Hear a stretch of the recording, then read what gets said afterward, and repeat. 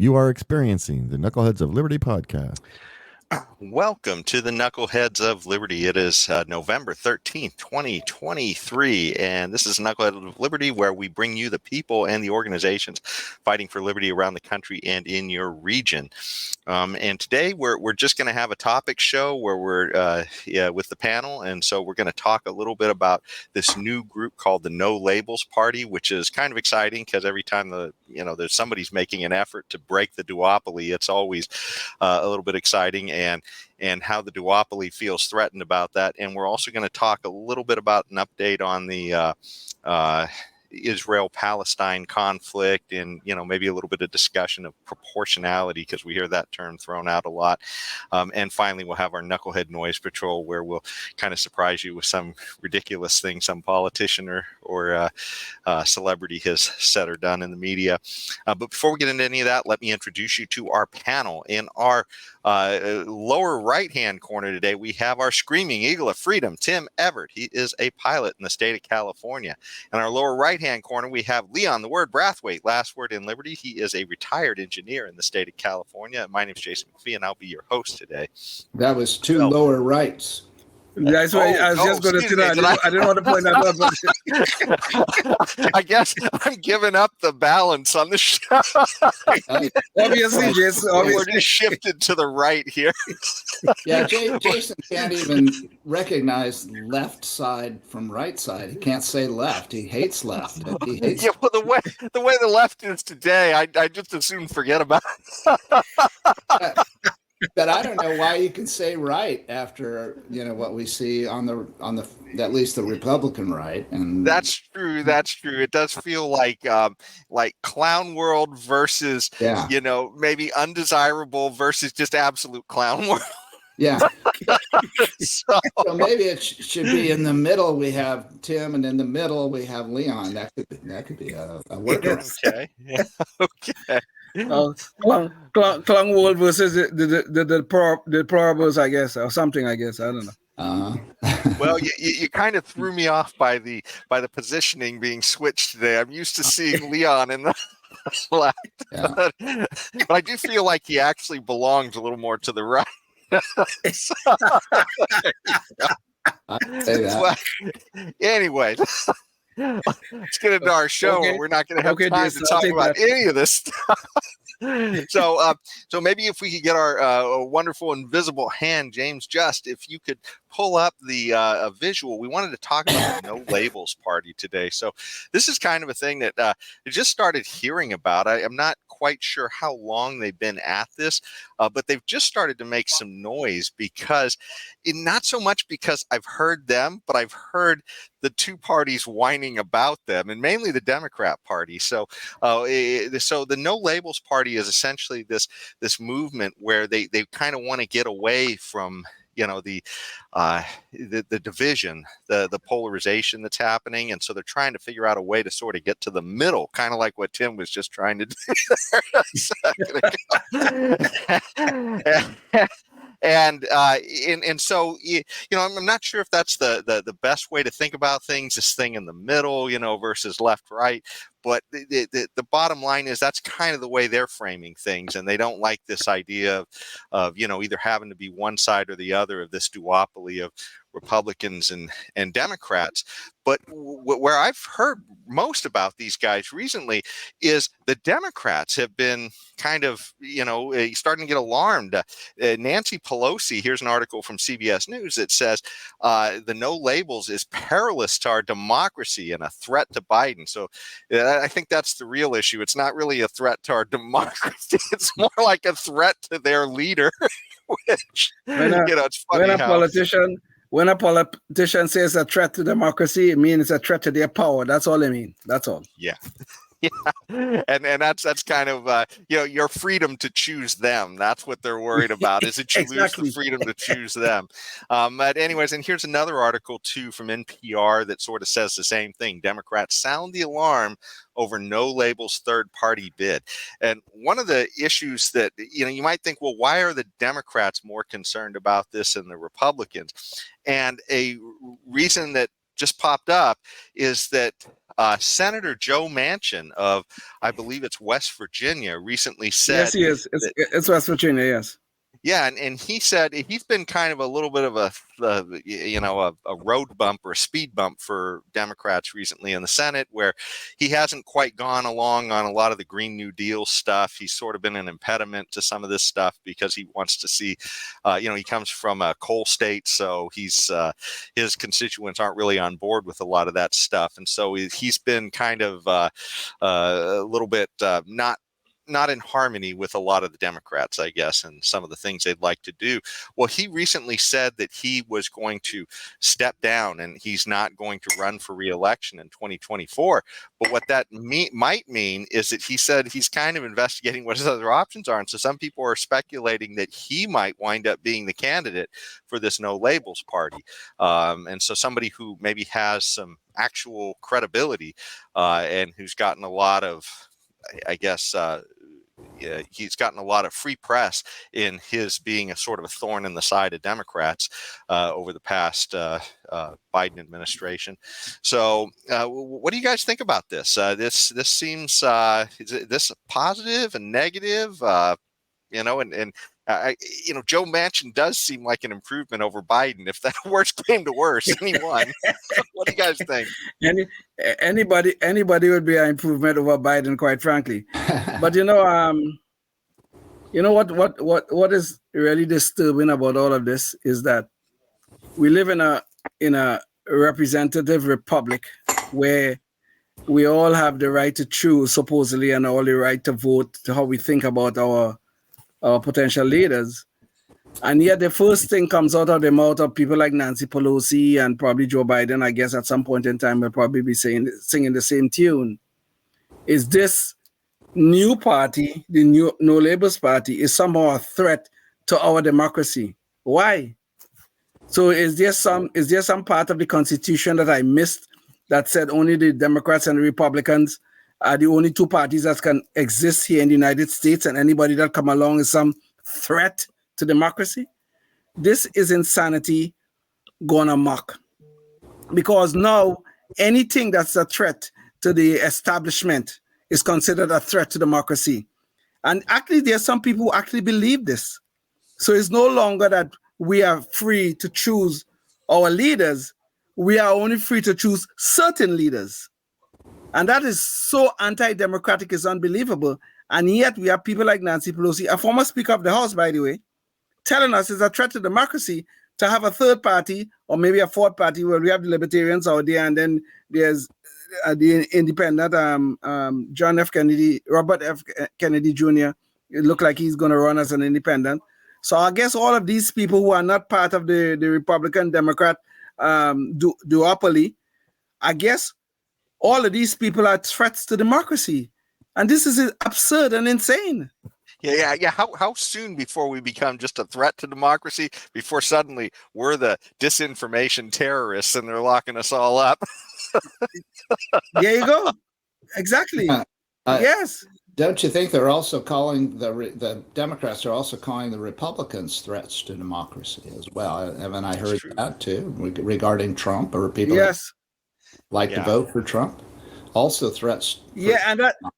Yes. So the only non-threat to democracy is a Democrat, obviously. Well, maybe it's in the name. I don't know. Yeah.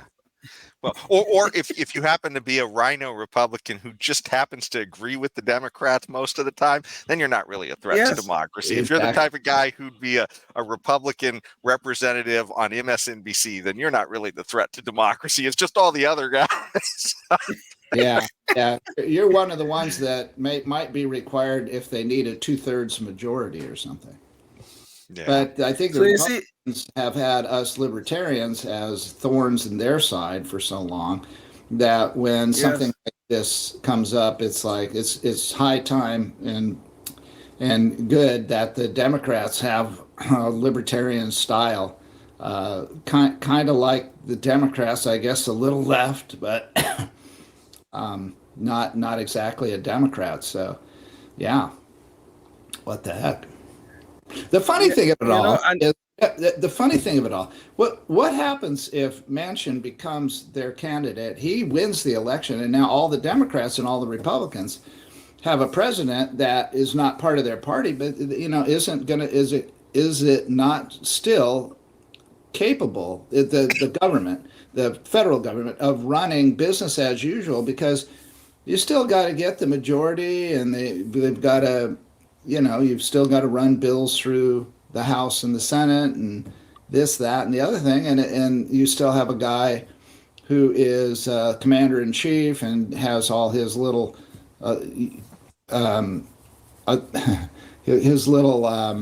powers that he has. So I don't see where it makes a big difference, other than the fact that they, aren't of the same party. So supposedly they can't toe the exact line that everybody else wants. But still, I mean, if they if their ideas are so great and wonderful that they're good for the world, then maybe they could just convince this third party president to vote for it and not veto it. But you see, this is just the point, though. You raise a point about how the Democrats, they define certain elements of the Republican Party as threats to democracy. Now, look at one of the things that's been beaten around quite a lot, Tim, about your point, is this, the extremist MAGA Republicans. Now, what the hell is a MAGA Republican? A Trump supporter? That's what a MAGA Republican is. And what it is, a Trump support that is so anti-democratic. I mean, I know Trump says some idiotic things at times. He really does. Yeah. But he's still constrained by the power. If he becomes president again, he's still constrained by the power of the presidency. That's what he's constrained by, which is laid out in our Constitution. But I know he have said some idiotic things like, like he could do this and he can do that. Obviously he has. But the MAGA Republicans, these MAGA Republicans, these are the new extremists. They want to do this and they want to do that. They want to have an insurrection again. But they never hear those same words being characterized as when people went and take over the speaker. When Kevin McCarthy was Speaker of the House, some people stormed the Capitol. They took over his office. Nobody called those people or whatever. I don't even know what the issue was. Whatever it was, whatever the issue was, nobody called them extremists. Yes, we had a few protesters. They probably said mostly peaceful. I didn't hear that, but probably somebody said it. But you see, this is that. Not only that we have these so-called threats to threats to democracy, we also have the hypocrisy in the media that is fomenting this nonsense. This is the problem. I was waiting for that H word. I'm glad you out of my mouth. Yeah, you're breaking up there a little bit, Tim, but we got the H word part of it. Yeah, I said I'm glad Leon used the H word because he took it out. Yeah. Well, it's funny too, because we just talked about this on the last show that we did, I think, where Rashida Tlaib also had sort of riled up a group of Palestinian protesters on the war in Israel to raid some of the Capitol buildings and essentially forcibly, occupy. And they had to be, a lot of them had to be taken out by police. But, right. But of course, that wasn't an insurrection. No, it was not. Of course insurrection not. If you were a MAGA supporter, then it's an insurrection. Yes. Yeah. So, but the funny thing too was with all this, I remember before the whole January 6th thing, this was a something where all the violence was coming from the left, the political left. Yes. I mean, they were the ones who were essentially lighting things on fire, attacking the police, burning police cars in the streets, and the Democrats called it a summer of love, not an insurrection. So it's it's kind of a strange vision that they have as far as what's a threat to democracy and what isn't. The problem is. The problem goes beyond the names of threat to democracy and the names of MAGA Republicans and all that kind of stuff and things like that. The problem goes beyond that, is that some of this threats to democracy and all these labels that they are now, disseminating against certain sectors of society, they are leading to two things. One is the tolerance of violence by certain sectors of our society, and the second thing is selective prosecutions. which is a dangerous path that we are taking with this dissemination of information, disinformation and misinformation that we are now seeing. And you don't see anybody. You just spoke about a very good example. Nobody talked about insurrection when we had Kevin McCarthy's office was taken over, when the pro-Palestinian group went into the capital and they were making their noise and shouting and that kind of stuff. They were escorted out. I think only one person was arrested or two were arrested, whatever. Nobody will talk about insurrection then. Okay, nobody's talking about persecuting these people. Maybe a little slap on the wrist or something like that. But look at what happened to the January 6th folks. Yeah. So this is a real problem. So these threats to democracies are now being weaponized in law and in law enforcement. And this is a potential problem. Yeah. I think the biggest threat to democracy is the growth of government. You see government totally growing, agree. That's the biggest threat to not just democracy. I mean, we say democracy a lot of times, and that's sort of a shorthand for freedom. But what we're really talking about is liberty and freedom, not democracy is kind of a poor a poor substitute for that. So, but anyways, there. In talking a little bit about the Rashida Tlaib and the Israel-Palestine thing, that is a good segue to going over to an update on what's happening over there in the Middle East right now. And so, James, maybe if I could get our invisible hand to show us a little bit about what's going on there. Here's an article from Al Jazeera. So if you recall, this whole thing started on October 7th when a band of, I think, over 1,000 Hamas fighters went into Israel and killed, I'm not sure what the total count is at this point, but it's well somewhere over between 1,400 and 1,500 Israelis. Okay. Yeah. So, and it took a while for them to come up with those numbers too, because it was so brutal, and they were going house to house in places and just killing civilians. They're also killing soldiers too and police. But I mean, as far as I understand, a lot of these were civilians. And the worst was this concert. And we talked about that in the show. We showed some pictures before, but the idea that they just went in and massacred people who were just out enjoying music at a concert. I can't imagine anything more barbaric or brutal than that. But anyways, that's what started all this. And then Israel has responded, and the response, because Hamas went and they kidnapped some Israelis, they took them back into Gaza, and essentially going into tunnels, Tim, do you have something to say? I think you forgot an adjective. That these weren't just regular civilians; these were unarmed civilians, unarmed by the government. Yeah. And so like the people at the concert and stuff, most of those people were not armed. My understanding is, though, a lot of Israeli households do own weapons. A lot of that is because I believe that that they're all expected to go through service in that country. So I think yes. But when you're being attacked by people with who have been trained with automatic weapons coming in and surprising you when you're just asleep with your family, that's absolutely crazy. But anyways, so this was just a massacre of these people. And I mean, a video has come out since showing how they literally tortured a lot of these people and made GoPro videos and sent it out. It's not even like the Nazis where they hid the stuff that they did to Jews from the world.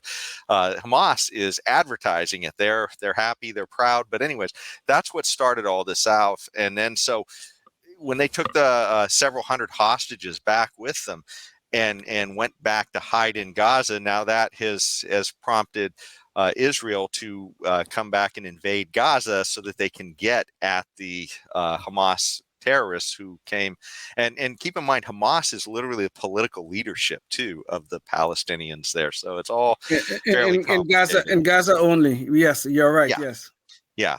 And so this is, real terrible situation. But in order to get at these, but I mean, imagine if Nancy Pelosi, was lobbing bombs and then she went and hid behind your house and said, "Ha, you can't get me," using you as a human shield. Well, that's essentially what Hamas is doing, right? They're literally using the Palestinian people who they're supposed to represent as human shields.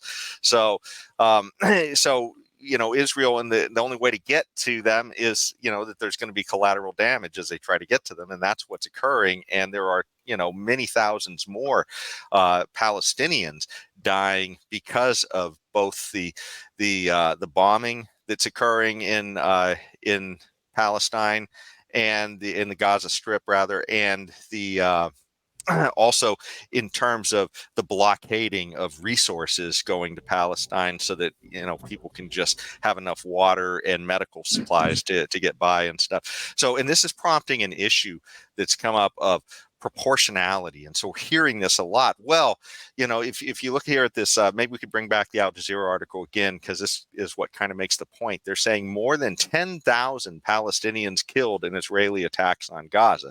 And of course, James, maybe you could get that article up again real quick. And so, this is kind of gives you a sense of the numbers, right? More than 10,000. So clearly we're talking like 5 to 1 at this point, if you're just keeping track of numbers.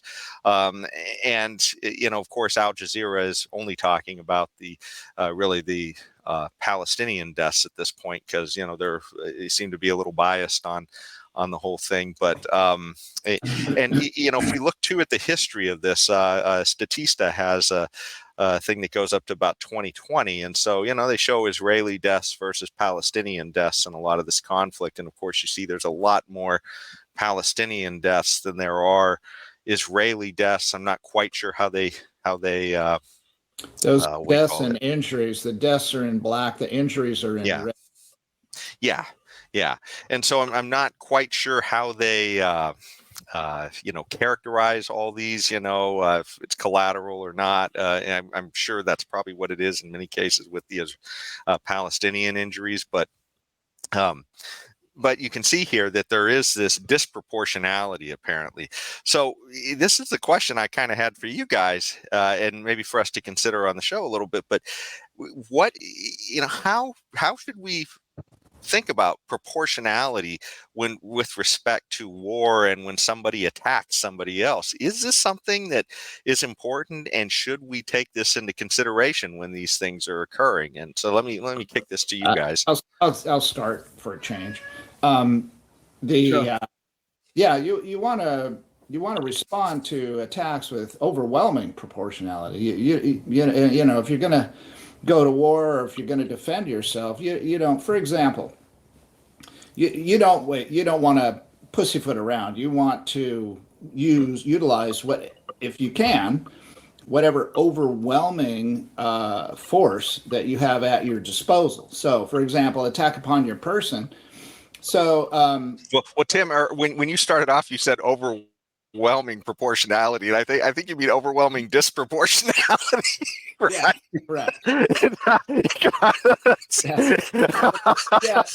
Yeah. No, I did not mean the proportionality is so proportional and so equal that it's just overwhelming how equal it is. I mean, it's not like this. It's like this. It's so equal. No, I didn't mean it that way. I meant, if somebody's attacking you at this level, you want to respond at this level or that level way up there, if possible, because you kind of like the. Well, it almost sounds like what you're saying is the Powell doctrine, or what's his name? That other guy used to say back then. I can't remember his name. But that Bush administration guy, where he Rumsfeld, shock and awe is what they called it. Rumsfeld, yeah, they called it shock and awe. So the idea was that it's specifically not proportional. But go ahead, Tim. Sorry, I didn't. Yeah. So, but in a situation like this, where your target, so here's what I'm saying. Where's the proportionality in Israel's attack against Hamas? I heard that was their target, not the Palestinians. Am I wrong? Did Israel not say that they were going after Hamas and wanted to destroy Hamas, or did they say they want to destroy Palestine? Which one was it? Leon? Yeah, go ahead, Leon, if you know. Well, this word proportionality is a nonsensical word, okay? Quite frankly, okay? And this is why I'm saying that. The first rule of war, if you're going to start a war, which is what Hamas and the did, if you're going to start a war, your first rule of war is you have to know your enemy. Know thy enemy, right? Who you're dealing with. So if you decide you want to go into Israel and you want to go kill some of the Israeli citizens, okay, fine. That's your right. You want to do that? Go do it. If you want to declare war on Israel, go do it. But don't expect that Israel is going to respond under your rules. Don't expect that. And this is what Hamas is doing, and they have done successfully. They started a war, and then when Israel responds, they get to the whole world to say, oh, we need some proportionality. What the hell does that mean?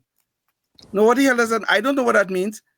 If you're going to attack, go attack. That's your right as a sovereign nation, well, semi-sovereign nation, I should say, that you want to start a war. Fine, you declared war. I have no problem with you declaring war, but know your enemy. And if you know, and you knew, they knew Israel was going to respond, and they were going to respond hard. They knew that. So don't come now and start to whine and cry about the outcome of your barbarism. Don't whine and cry about it. It's too late for that. Well, deal with it now. I don't know who's whining and crying about it, but I doubt that it's Hamas, because Hamas's goal was, because they are so disproportional in power to Israel, their end goal was for Israel to respond with overwhelming superiority and death and destruction upon Palestine. The reason for that is because their end goal is to bring other Muslim nations into the fracas and to join them in, going up against Israel. So you've got the neighboring countries that your desire, if you're Hamas, and this is exactly what they wanted to do, and Israel just went right along and did exactly what Hamas's end result was and goal was, in my opinion, and that was to bring overwhelming superior force against the Palestinians and kill 10,000 or 20 or 30 or 40. They don't care. They want the more the better, because that enrages the neighboring Muslim nations to go against Israel and to invade from the north in whatever direction. Israel's surrounded, so they want them invading from everywhere, and because it's their only chance.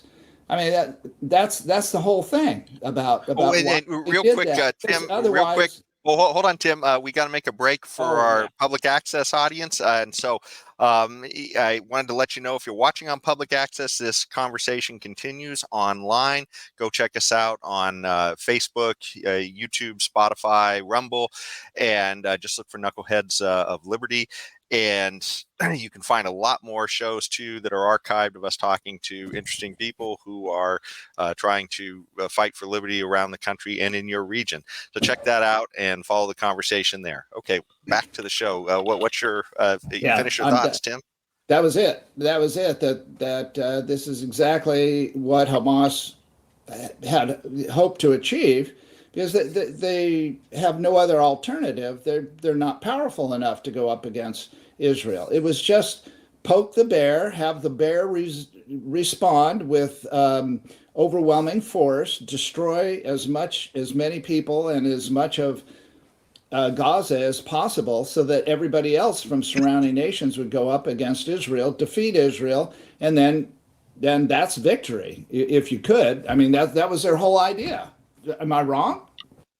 Yeah. No, I don't. No, I don't think you're wrong. But you have people around the world talking about pause and ceasefire.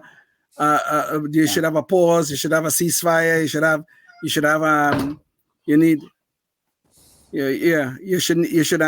should have this proportionality. All we hearing so much of these things when everybody knew what Hamas was doing. They knew what Hamas was doing. They knew what was going to happen after they did it. Okay? So what is the point of now talking about ceasefire and pause and proportionality? Oh, it's now become a humanitarian crisis and all these sort of things. This is what the whining I'm talking about. Well, I would submit that if you're Israel and your retaliatory goal is to cut off the head of the snake and take out Hamas and try to leave the Palestinians alone as much as possible, then you're going to try to do more surgical things. You're going to send in troops on the ground and you're going to go hunt down Hamas and you're going to assassinate them or arrest them or whatever. And then, that's a little more proportional. It's like, okay, we were not attacked by the Palestinians, we were attacked by Hamas. So what we're going to do is we're going to go up and retaliate against Hamas, not the Palestinian people. So I would say that would be the argument I would make in response to your question. Yeah, but proportionality is not a rule of war. That's the point I'm trying to make, though. No, it's not. You could say that in a personal self-defense situation, proportionality ends when the threat against your life ends. So that's not war. That's not war. We're seeing war here. And you're right. Proportionality ends when you declare victory, when you have achieved victory. You can declare victory, but not achieve it. That's what Biden would do. I declare victory. Oh yes, man. Oh yes. I declare victory. And then, yes. You lost the war. Yes.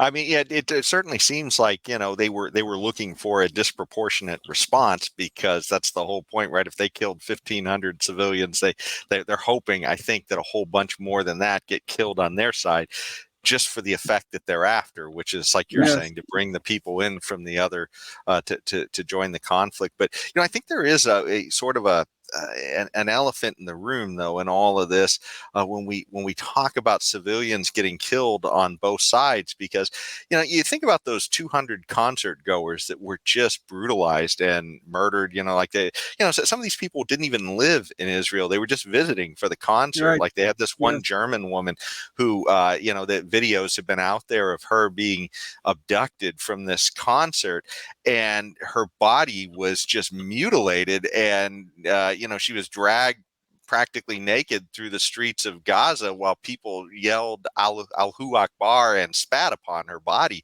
So, I mean, these are this is like not even somebody who's in the conflict. It's literally just somebody passing by, being grabbed and brutalized like this. Never mind the German accent, huh? Yeah. In fact, she didn't look very German, actually, but she was from Germany. But anyways, the one of the things that I think there's an elephant in the room here is that this person clearly had no tie at all to this conflict. Whereas if you look at the civilians on the other side, the Palestinians, they actually elected the leaders who are doing this. I mean, Hamas was put into power through an election, and they literally said that their goal was to kill the Jews, to get rid of the Jews from the river to the sea. It's in their charter. It's in their charter as we speak. It's in their charter. Yeah, but I mean, if you're a citizen, but if you're a civilian and you vote for that, if you knowingly vote that's part of the contract of what I'm voting for, are you completely, removed from I guess what it is, the violence, if you are literally, I mean, that's what you're advocating for. It's not like you got fooled. It's not like, hey, I thought I was electing a sweet old man like Joe Biden, and he turned out to be a monster. I mean, these are people who literally said, this is what we plan to do. And isn't there some kind of culpability there?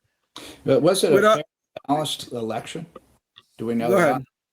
What's that? Oh, it was a while back. I think it was like 2005 or 2006. I think it was. It was 2006. Israel left Gaza in 2005, and I think Hamas came to power in 2006 or 2007, somewhere around there. Yeah. Was it? And then they suspended being. Well, I was just going to say, and then they suspended being able to be to have elections to to be able to get rid of these guys. So once they were elected, they said, "Okay, you're not going to get a chance to vote us out." Yeah. Okay. Sorry about that, Tim. Go ahead. I was just wondering if it was a fair and balanced election.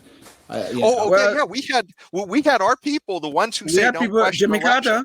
I think Jimmy Carter was one of the observers, if I'm not mistaken. Yeah, I think so too. Said it was good to go. Jimmy Carter. Oh, okay. Well, okay. And again, Hamas was, it's kind of a similar tactic in a way to the Hamas attack, trying to get other people to defeat Israel. Hamas was placed there and supported by Israel as a means of never ever coming up with a negotiated solution to the problem that they have, the 2-state, 1-state, or whatever state problem they have. So that again, a strategy. Who knows if the Hamas strategy is going to work against Israel? And surely the Israeli strategy of putting Hamas there so that you will never have a negotiated settlement, according to Netanyahu. Well, and just to be clear, though, they didn't actually put them there. They simply it was a political move. Yeah, exactly. They supported them. So it means clearly the Israeli government's hands are a little bit dirty in this. But in the end, Palestinians had to vote for it. Just a little. But I'm saying Palestinians had to vote for it, right? I mean, it wasn't like the Israelis actually just installed them like we did with, I believe, the Shah of Iran or something like that. I mean, this was something where they had to elect them. But yeah, they were clearly playing fast and loose with thinking they were somehow gaming the situation. I think it was the same president that's currently there now in Israel. Prime Minister. The same Netanyahu, Prime Minister. Yeah. Yes. Yeah. This is around 2019. I mean, not that long ago. What was 2019? That's when Netanyahu gave the speech to the parliament there in Israel about supporting Hamas. What a great idea it was to support Hamas. That was when he gave that speech. Now there was prior support, and post speech support, but that was when he gave that speech. And the Israelis, I mean, I just heard a debate between an Israeli guy and a pro-Palestinian guy. And the Israeli guy did not dispute that whole accusation that Israel supported Hamas with money and political push. There goes the cat. And it was... he didn't dispute it. He said that it was a mistake to do that, to support Hamas. That was his conclusion. So this is not even disputed. And people don't. The point, but I think the relevant point is what the point that Jason made, though. Even though it is true, the Israeli hands are quite dirty in this whole support for Hamas and keeping getting Hamas. Supporting Hamas in the elections, it is true. Okay, their hands are not clean here, but I think Jason is right. The Palestinian people in Gaza voted for them. As a matter of fact, after they were elected, they fought a bloody war with a bloody civil war with Fatah for control of the Gaza. And once they got control of Gaza, they moved Fatah out. Fatah is the party of the guy who's the head of the Palestinian Authority in the West Bank. Once they kicked Fatah out, then they decided, we ain't having no more elections, and we shall rule the Gaza as we damn well please. So yes, the Israeli hands are not clean, but it's the Palestinian people in Gaza who put them there and keep them there. Okay, and they do all sorts of things. So I am with Jason on this point that there's some culpability of the people that they allow these people to stay in power. Okay. Yes. Okay. All right. I'll agree with that too. But here's my one final point about this disproportionality thing. This whole thing, this 10,000 versus 1,500 or what have you. Here's my point. Israel does not need $50 billion from the United States. They don't need $50 from the United States. A country capable of responding to an attack by 5 times the casualty rate, is a country that doesn't need our money, period, end of story. A country that has F-16s and better versus powered hang gliders is a country that doesn't need $50 billion or whatever it is. What is 60, 70, 100, a trillion, who knows, who cares? They don't need a dime from us. Not one single dime do they need. That's my point about the disproportionality. Let them at it. May the best man or best state win, is my opinion. So Tim, you don't think we should support you don't think we should support our friends wherever they are? No, unless that country has less of a, and I'm borrowing this from another Republican candidate, unless that country has a worse citizen to debt ratio or debt to citizen ratio than we do, then maybe we can go more into debt to fund them. Because remember, Leon, we do not give them one dime that does not come from debt. Okay, we are indebted to our eyeballs. We need to stop. This is This is bad. Okay. Bad. And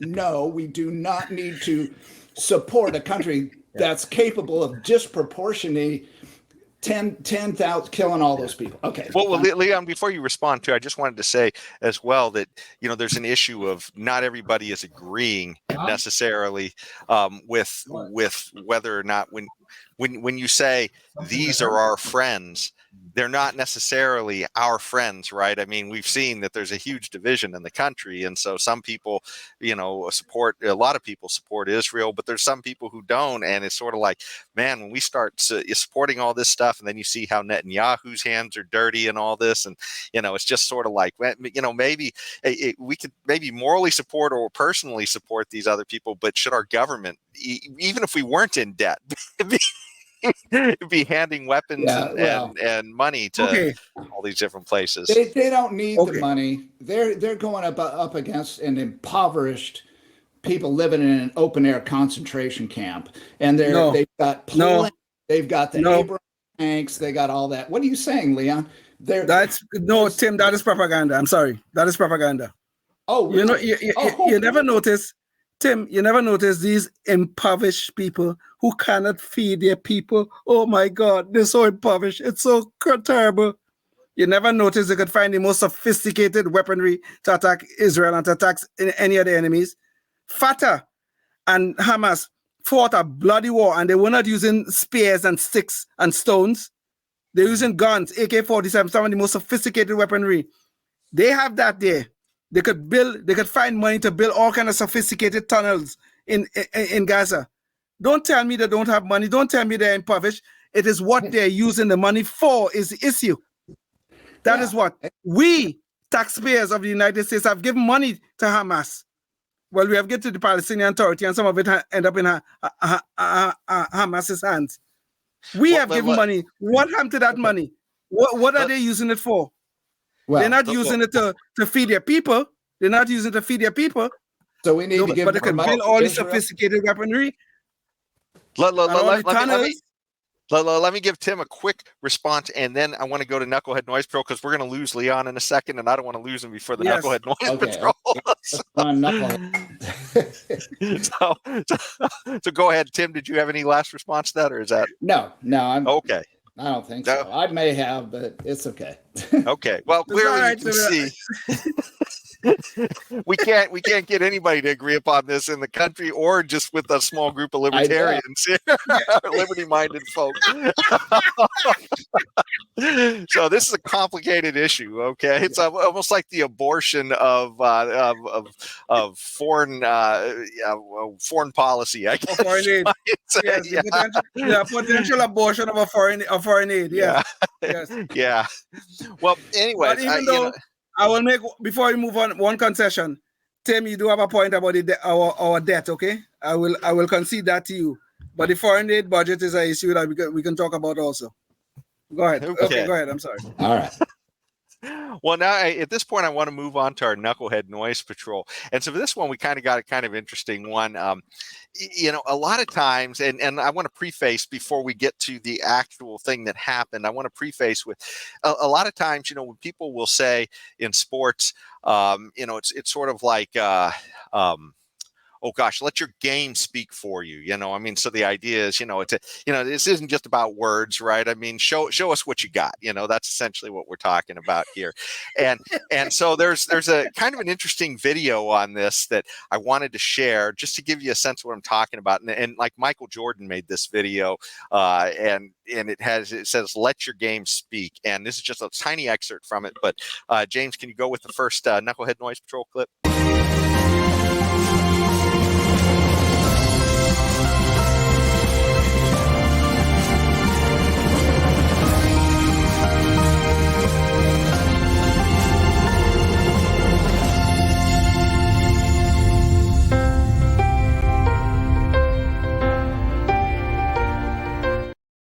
Game speak. That's essentially what he's trying to show here.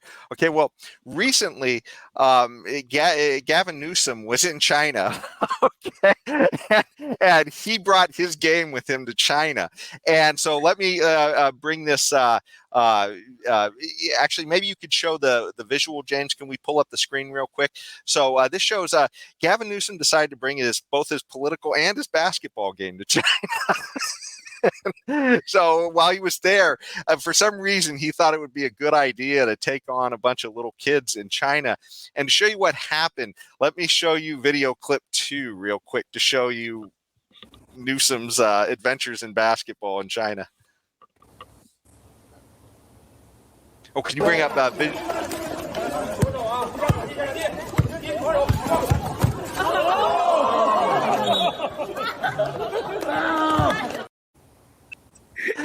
So there's Newsom bringing his game to China and letting it speak for him. For some reason, he thought it was a great idea to hustle a bunch of little kids. Basketball. I think the guy should get an NBA contract, man. I mean, with them kind of moves. I don't know, Jason. I don't know why you're mocking the man. I don't know why you're mocking the man. I mean, come on, man. That guy need an NBA contract with moves like that. My goodness, I cannot do that.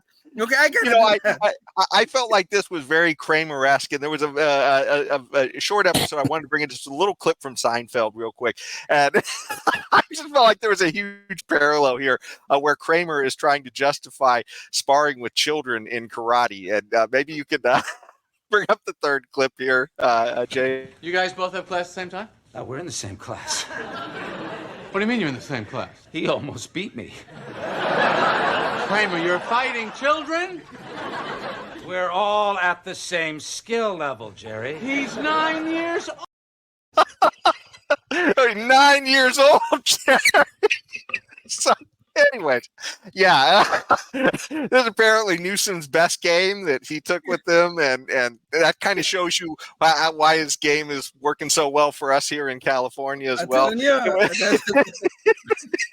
Maybe we should get him a nice NBA contract and pay him to leave. Okay. Anyway, you have any thoughts, Tim, on the dominating performance?